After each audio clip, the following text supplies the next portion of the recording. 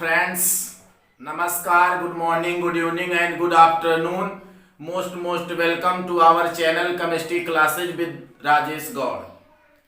Today we are going to discuss about the chapter Surface Chemistry and main topic Theories of Catalysis. This is a main topic today. Theories of Catalysis, especially three theories related with catalysis.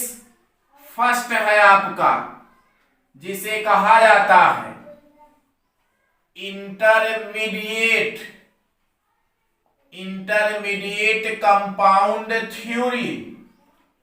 तो first theory intermediate compound theory and second है आपका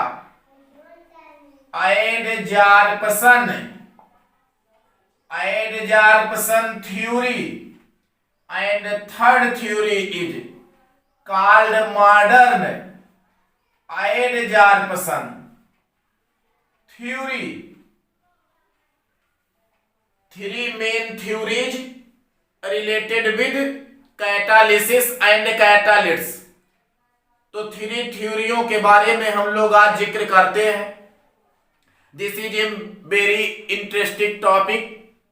बहुत ही आज interesting topic हम लोग पढ़ रहे हैं थ्योरीज, और ये थ्री थ्योरीज है जो सारे रिएक्शनों में जरूरत पड़ती है। तो पहले की हम फर्स्ट की बात करते हैं। This is A intermediate compound theory. तो बात हम लोग करते हैं इंटरमीडिएट कंपाउंड थ्योरी की, और यहाँ जो है हमने कुछ स्पेशल पॉइंट लिख दिया है। इंटरमीडिएट कंपाउंड थ्योरी, स्पेशली जो क्वेश्चंस है आपके नीट में एंड आपका जी में आया हुआ है, इस थ्योरी से रिलेटेड है आपके three questions. First question, intermediate compound theory was given by Clement and Desormes in 1806। 1806 में क्लीमेंट और डिसार्मस नामक साइंटिस्ट ने दिया है आपका intermediate compound theory. This theory explain specially homogeneous catalysis. ये केवल और केवल जो है होमोजेनियस कैटालिसिस को एक्सप्लेन किया। After some time, intermediate compound theory failed due to only one type of reaction explain like homogeneous। तो ये केवल एक थ्योरी का ही एक्सप्लेनेशन करता है, इसीलिए आगे चल करके ये आपका बेकार हो गया, असफल रहा, और ये है आपका ड्रॉबैक ऑफ दिस थ्योरी। ये थ्योरी जो है इफेक्ट ऑफ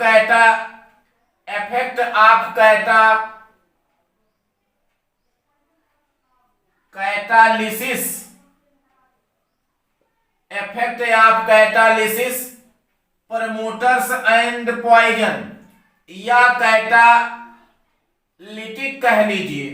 तो कैटालिटिक प्रमोटर एंड पॉइजन को एक्सप्लेन करने में आपका असफल रहा। डज नॉट एक्सप्लेन नहीं कर पाया कैटालिटिक प्रमोटर एंड पॉइजन के इफेक्टों को। अगला है आपका mechanism of catalyst in homogeneous reaction. कुछ ऐसे रिएक्शन रहे जो होमोजेनियस रिएक्शन रहे, इनकी मैकेनिज्म का एक्सप्लेनेशन करने में ये असफल रहा। तो most important 3 point related with JEE and NEET. इसके बाद जो है केवल एक्सप्लेनेशन है। ये इंट्रेंसों में इसके बाद आने वाले क्वेश्चंस नहीं है, तो इसका आप स्क्रीनशॉट ले सकते हैं। Specially 3 question. Intermediate compound was given by Clement and Desormes. This theory mainly explain homogeneous catalysis. This theory does not explain effect of catalytic promoter और poison mechanism of catalysts in heterogeneous reactions, does not explain और drawback intermediate compound theory. तो आपने इसको लिख लिया है। बात इसके बाद हम लोग करते हैं explanation of intermediate compound theory. तो इसका एक्सप्लेनेशन करते हैं हम लोग।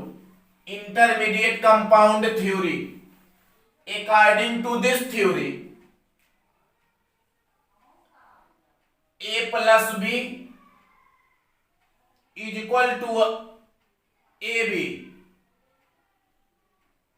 A and B is called reactant and to form AB called product. AX is the catalytes. AX है आपका कैटालाइट्स जो इस रिएक्शन को कैटालाइज्ड करता है। According to this theory at the first time catalysts react with one reactant. सबसे पहले कैटालिट्स एक रिएक्टेंट से रिएक्ट हो जाएगा। ये हुआ एक्स, ये हुआ रिएक्टेंट, ये है आपका catalysts to form AX. AX is intermediate unstable compound. At the first time catalysts react with one reactant to form intermediate compound. तो यहां आप कह सकते हैं बन गया है आपका intermediate compound. Intermediate compound is a very unstable and more reactive. ये अनस्टेबल है और काफी रिएक्टिव है। ये रिएक्शनों में काफी कम समय के लिए बनता है। माइन्यूट टाइम के लिए इसका फॉर्मेशन होता है, but after some time AX means intermediate compound react with another reactant means B to form AB is called main product and catalysts release. Original catalysts release catalysts. This is a called intermediate compound theory. तो ये काफी भी easy है। क्या है इसमें? पहले आपका कैटालिट्स किसी एक रिएक्टेंट से रिएक्शन करेगा। कैटालिट्स एक रिएक्टेंट A से रिएक्शन करके इंटरमीडिएट कंपाउंड बनाएगा। ये इंटरमीडिएट कंपाउंड काफी अनस्टेबल है, बहुत ज्यादा रिएक्टिव है, बहुत कम समय के लिए रिएक्शन में बनेगा।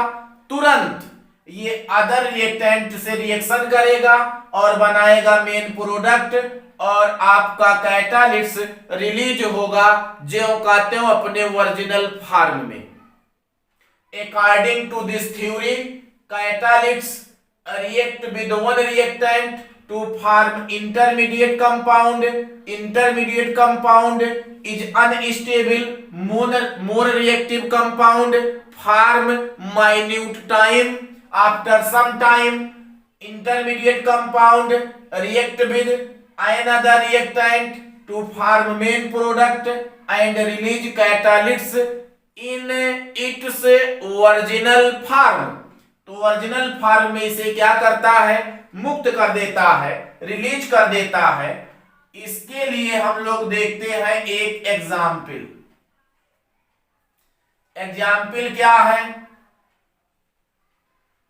Manufacture of sulphur trioxide. कैसे बना है आपका सल्फर ट्राइऑक्साइड? या आप कहिए मैन्युफैक्चर है आप H2SO4 by lead chamber process, lead chamber process के द्वारा फॉर्मेशन करना सल्फर ट्राइऑक्साइड का।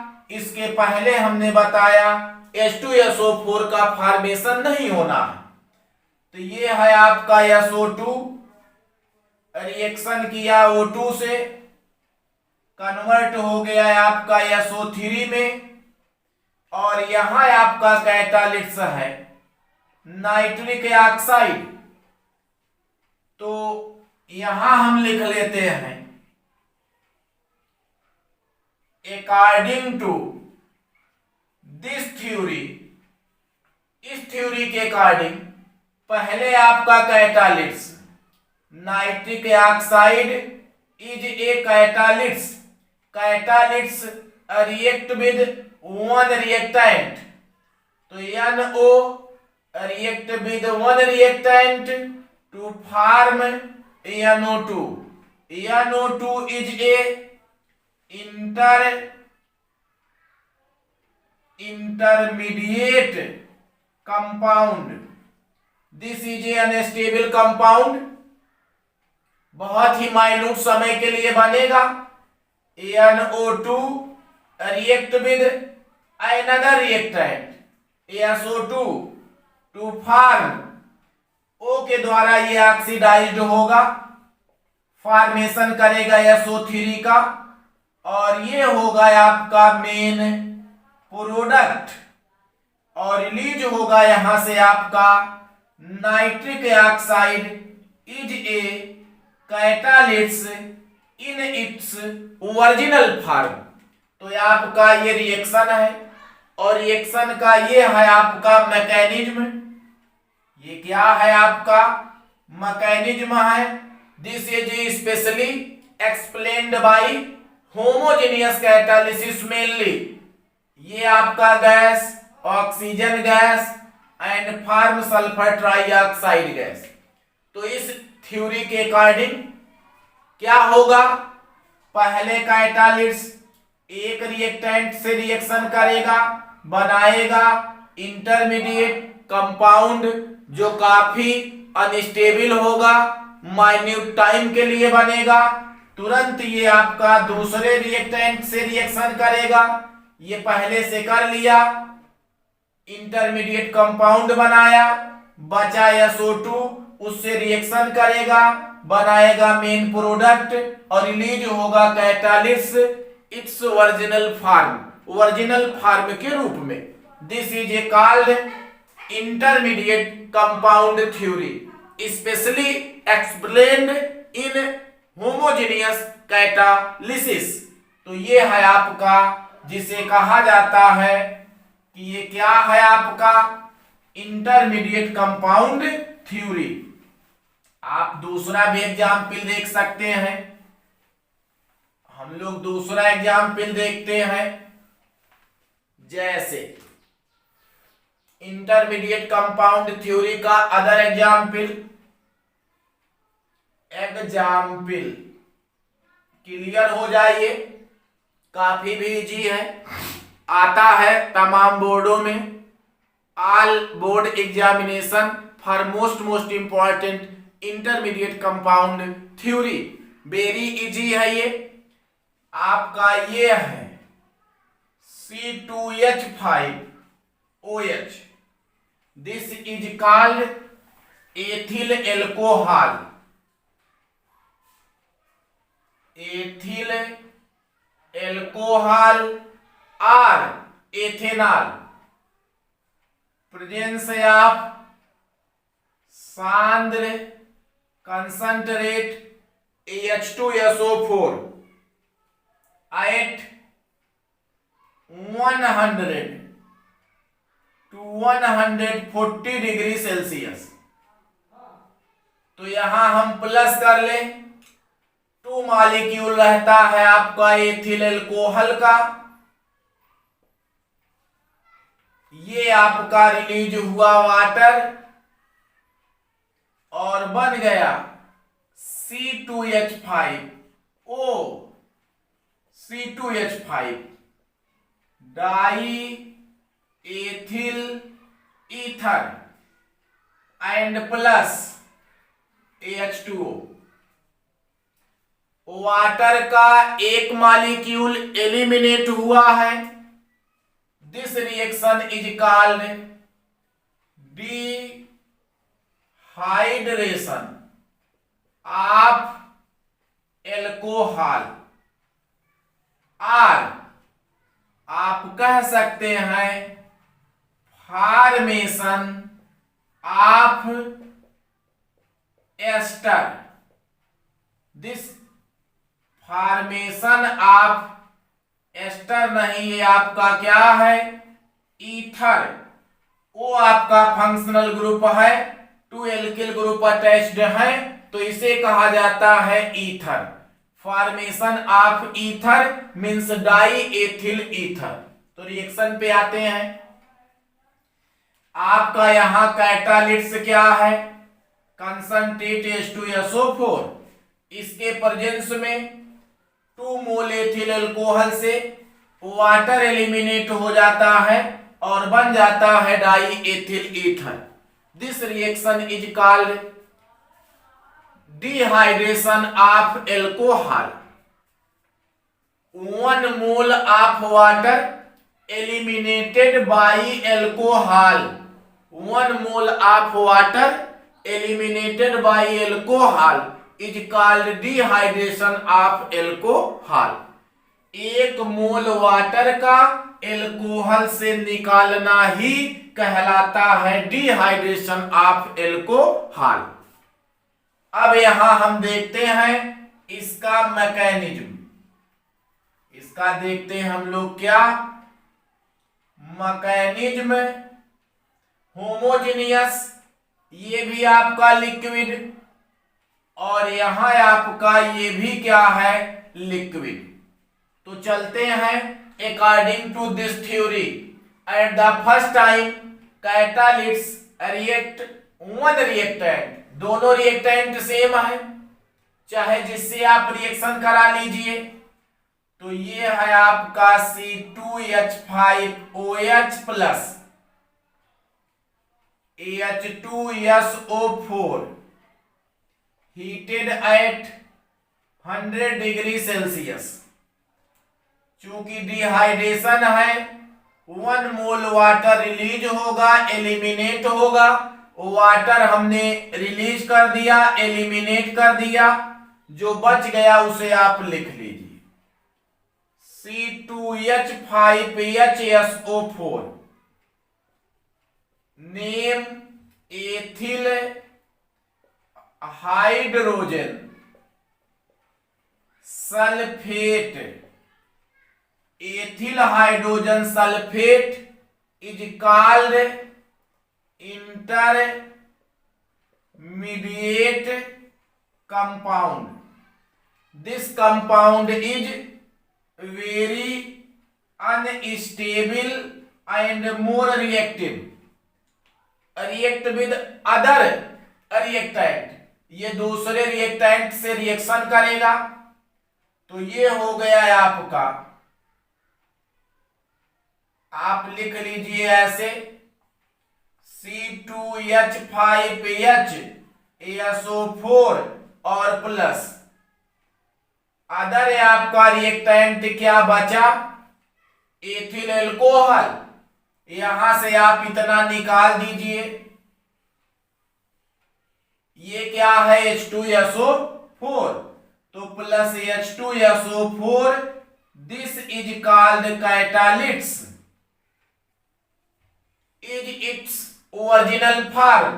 बना क्या है आपका, यहां से C2H5 ले लेते हैं, यहां से आपका O है, और ये है आपका C2H5। This is called die ethyl ether, die ethyl ether. क्या हुआ, पहला काम कैटालिस्ट एक रिएक्टेंट से रिएक्शन किया। कैटालिस्ट H2SO4 है, एथिल अल्कोहल से रिएक्शन किया, बनाया अनस्टेबल कंपाउंड जिसे कहा गया intermediate compound.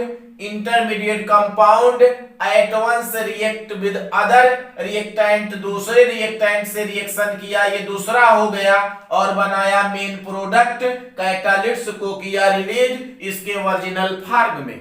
This is a called intermediate compound theory. तो पहला कैटालिस्ट एक रिएक्टेंट से रिएक्शन करेगा, इंटरमीडिएट कंपाउंड बनाएगा, और वो दूसरे रिएक्टेंट से रिएक्शन करके मेन प्रोडक्ट बनाएगा, और आपका ये हुआ है आपका मेन प्रोडक्ट, और रिलीज होगा आपका catalyst as its original form, original form में। This is a called intermediate compound theory.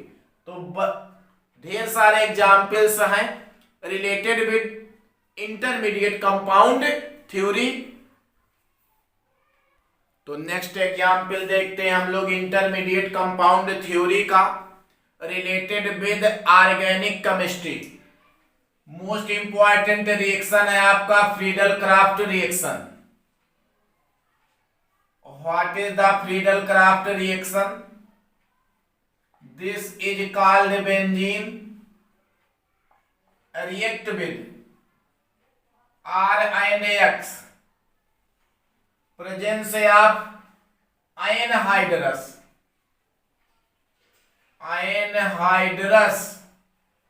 AlCl3 to form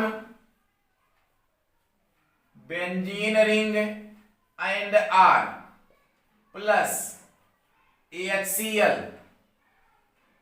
called alkyl benzene. Benzene means C6H5 into H, R into X, aromatic hydrocarbon के nucleus वाले hydrogen atom को alkyl group के द्वारा displace करना कहलाता है आपका फ्रीडल क्राफ्ट रिएक्शन। यहां आपका बन गया H and AX। Presence of anhydrous aluminium chloride, presence of anhydrous aluminium chloride, hydrogen displace bye alkyl group is called alkylation. तो अदर नेम आपका इसका क्या है? एल्काइलेशन।